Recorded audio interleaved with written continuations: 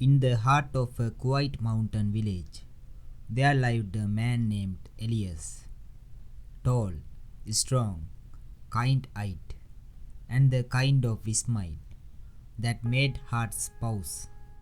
Every woman in the village knew his name. Old women whispered it with hope for their daughters. Young girls blushed when he walked by. Married women dreamed what might have been. He was the kind of man you only saw once in a lifetime. But Elias, he wasn't proud. He worked with the cattle, fed the chickens, helped elders with their roofs, looked with children's. And yet, he never looked at anyone with romance, never flirted, never asked anyone to walk with him, never chose. People said he was just waiting for someone special, but no one knew who that someone would be. At the edge of the village, beyond the tall grass, stood a small broken house. Most people walked past it. Some didn't even know someone lived there. But someone did. Her name was Mira. No one knew her full story, only that she had arrived as a child, dirty, silent, and scared. Some said her parents died. Some said they left her behind. Others didn't care to ask. She grew up quiet, didn't go to school much, didn't play with the village children. She stayed near the old house, wearing second-hand clothes, collecting firewood, avoiding ice. The other woman whispered, "She is strange, she is wild, she is not one of us." Even the men didn't look her way. They wanted beauty, softness, smiles, not silence and broken shoes. But Elias, he noticed. One afternoon, Elias walked past the old house. He didn't mean to stop, but he heard something, a soft coach, then the sound of wood falling. He looked toward the small garden, and there she was, Mira. She had dropped a bundle of firewood, and she was trying to lift it, but it was too heavy. Her arms were thin, her hands were shaking, but her eyes, they didn't ask for help. She just kept trying. Elias stood still for a second, then slowly walked over. He bent down without a word and lifted the bundle. She stepped back, nervous, her eyes wide, like no one had ever helped her before. He smiled, just a little, and said gently, "It's okay, I will carry it for you." Mira didn't answer, but she didn't run either. They walked side by side, quietly, to the back of her house. He placed the wood down, dusted his hands, and looked at her. "You stay here alone?" he asked. She nodded, slowly. "You don't talk much, do you?" Still no answer, but her lips curved, just slightly. It wasn't a smile, not yet, but something soft passed between them. He looked around. The place was falling apart, but there were small flowers near the wall, wild ones. She had planted them. Elias pointed and said, "You like flowers?" This time, Mira nodded faster. A little light came into her eyes, And that was enough. Elias didn't stay longer. He just said, "Maybe I will come back tomorrow." And then he walked away.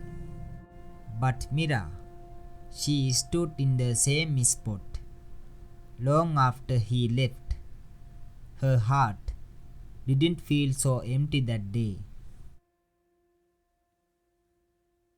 The next day, Elias came back, just like he said he would. But Mira wasn't in the garden. He waited a while, then decided to walk toward the river.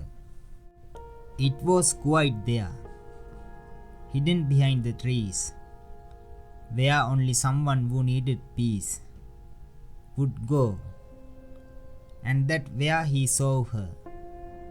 She was sitting near the edge, feet just above the water, holding something in her hands. A notebook.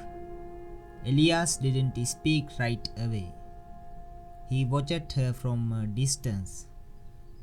Her long hair moved with the breeze.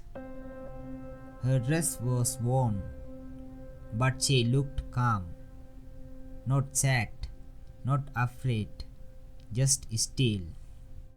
He stepped on a branch by accident. Crack. Mira turned quickly, eyes wide again. But when she saw it was Elias, her shoulders relaxed. He walked closer, then sat a few steps away, leaving space. "I didn't see you at the house," he said. Mira looked back at the water. "I come here sometimes," she said softly. To think, it was the first time he had heard her speak a full sentence. Elias smiled. "What do you think about?" She didn't answer right away. Then she held out the notebook. He took it, opened it slowly. Inside, drawings of trees, flowers, the house, and people. Lonely people, some smiling, some crying.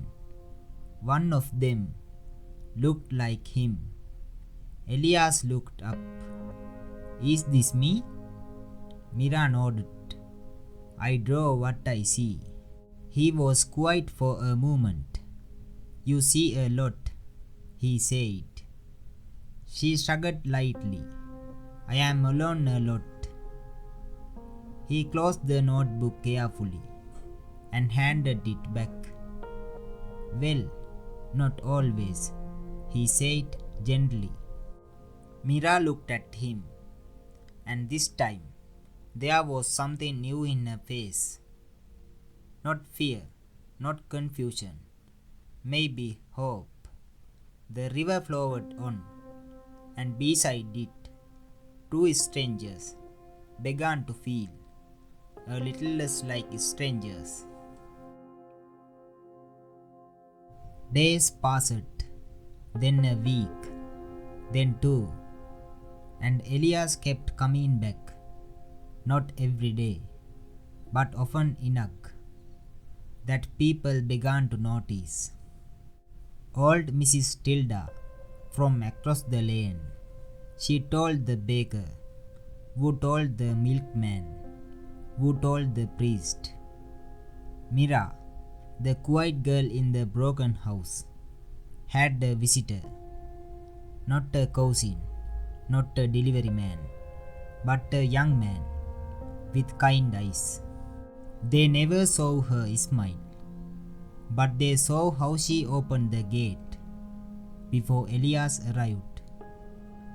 They saw how she swept the front step and wore her least torn dress and the wildflowers. They were growing now, brighter, taller, like her heart had water again. Elias never spoke loud. He never asked for anything. He just came. sat with her on the old bench, and talked about clouds, about trees, about things Mira had forgotten she once loved. And sometimes she answered, a word here, a nod there, a whisper. One evening, as the sun sank low, a boy passing by saw them. He told his mother. She smiled. I saw her smile. The village didn't say much, but slowly, people started leaving baskets at her door. A loaf of bread, a blanket, a spool of thread. They never said why, but Mira understood. The village had started remembering her, because Elias had never forgotten her. And that was the first time Mira felt seen in years. That night, Mira wore a sky blue shawl Elias had once admired. She sat in the wooden bench near the river they always visited. The moonlight touched the water, just like that evening when Elias had held her hand for the first time. But tonight, he didn't come. She waited and waited. Hours passed. She whispered to the wind. He said he'd come, but no footsteps came. No voice called her name. Just silence and the cold night air. Her eyes stayed fixed on the path, but the path stayed empty. Then a tear rolled down her cheek, not because she was angry, but because something inside her began to fear. Maybe something had changed. It came on a Tuesday morning, folded neatly, wrapped in brown paper, tied with thin string. A letter addressed to Elias Monroy. But the return address was from a city no one in the village could pronounce. Mira watched as old postmaster Tom gave it to Elias. The entire village square fell silent, because letters didn't just arrive for outsiders, especially not Elias. Elias held it for a moment, like it was heavier than it looked. His fingers trembled just slightly. Then he tucked it inside his coat and walked away. No one saw him for 2 days after that. On the third day, he finally came back to the river. Mira was already there, hauled in her little cloth doll, feet dangling off the old log. She looked up at him, and her eyes asked what her voice never could. Elias sat beside her, and for a long time they just listened to the water, to the wind, to the world not saying anything at all. Then softly, Elias said something that made Mira's tiny fingers clutch tighter around his arm. Mira, I might have to go. The words broke the stillness like a stone dropped in a calm pond. She didn't move, didn't cry, but the corner of her shawl was suddenly wet. That night, the village whispered louder than ever. But in the tiny heart of one little girl, there was only silence, and the fading sound of footsteps walking away from the river. The leaves were starting to fall, and Mira stopped coming to the river. Elias noticed first, then the baker, then the school teacher, but no one said much. Because in villages like theirs, some things were kept quiet. Until one day, the doctor's carriage rolled in before sunrise. That's when people start whispering again. And this time, the whispers were heavy. Elias hadn't spoken to anyone in days. But when he heard, he dropped everything. He walked straight to her house, didn't knock, didn't hesitate. And when he saw her lying there, tiny, fragile, her breath slow and uneven, something inside him cracked. He sat beside her, took her hand, and whispered, "You didn't say goodbye." Mira smiled, a small, tired smile. But it was real. "I knew you'd come back," she whispered. "You always do." The doctor said she needed rest, maybe more than rest. But there wasn't much anyone could do. Except Elias stayed. Day after day, night after night, he read to her, told stories, even made her logons. And for a little while, hope came back. Not loud, not fast, but just enough to keep her eyes open. The village watched in silence, the same way they always had. But this time, they weren't watching the outsider. They were watching love. The quiet kind, the steady kind, the kind that stayed, even when everything else was slipping away. The days grew colder. Leaves turned brown, then brittle, then gone. Inside that little house, Mira held on, not because she had to, but because Elias stayed. And sometimes that's all it takes. One night, the wind howled louder than usual. Elias was reading, his voice low. Mira was quiet, too quiet. Then she opened her eyes, looked straight at him, and said, "Promise me something." Elias leaned in. "I am listening." Mira took a breath, as if it cost her everything. "When the spring comes back, don't wait for me by the river." Elias didn't answer. He couldn't. So she reached up, placed her hand over his heart, and whispered, "You already gave me enough." She smiled again, not like before, but like goodbye.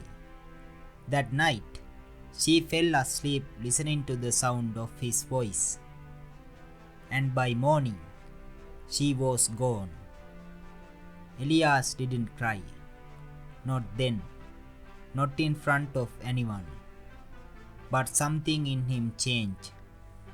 They buried her by the old maple tree, the one near the river bank. And all of Hollowmo came, not because they had to, but because she was theirs, and he was too now. The next morning, Elias left a small note at her grave. Just 6 words. "I stayed. You were worth it." Then he walked to the river, just once, and sat in silence, listening, not waiting, just remembering. Because when love is real, it doesn't need to be loud.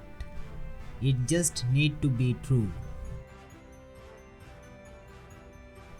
Elias is seen with a group of children. He is reading from a small book. It's their story. Mira's story. The one he promised to hell. People gather sometimes, not to judge, not to whisper, but to listen, to remember, and to learn. Because in the end, the outsider didn't just bring change.